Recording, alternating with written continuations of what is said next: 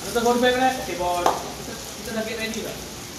More than 70% get ready. Muscle for activate. Come. You warm up, sprint, fast. Shooting. You get ready. Okay. Go. Yang ni kita carefully pun. Carefully kita akan control. Belakang. Some dia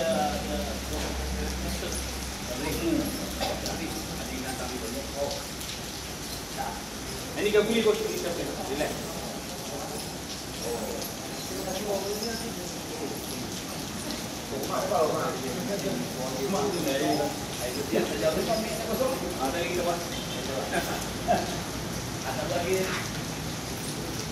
Dah, sit.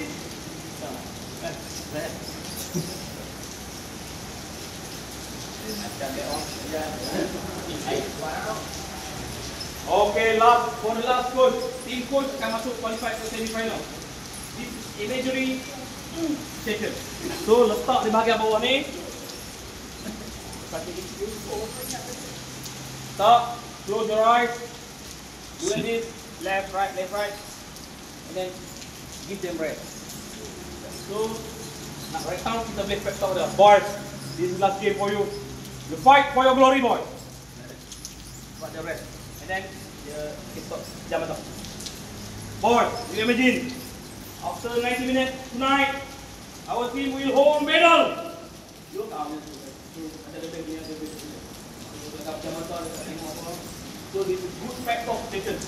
So they can relax. What we talk, kalau dia akan masuk. Same.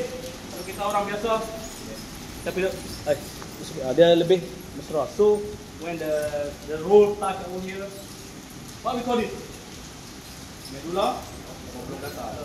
Apa ada lagi? Itu. Apa dah? Ini apa dah itu? Emi? Apa? Store apa ni? Store emosi pakai Emi apa cek? Emi gedar. Lah. So for emotion. Okay, sleep. Cakap apa cakap? Coach. 2 years I with you boys. This last time.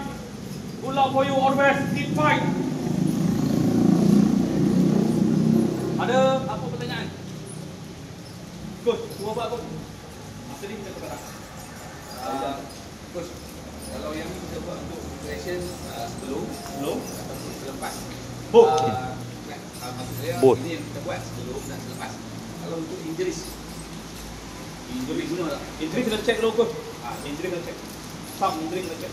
Jadi some kalau muscle, main injuries kan. kalau tear, kalau muscle tear.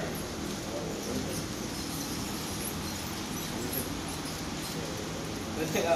Dia untuk recovery yang tertentu dia memang tak boleh guna. Kalau dia tear lah. Takat soreness, pump, tightness. Kalau dia tear tu terkoyak tu. Semua lagi more bruise. Jadi hitam biru lagi. Okay coach. Lepas tu dia cuba banyak-banyak. Coach. Mama jadi bang. Lagi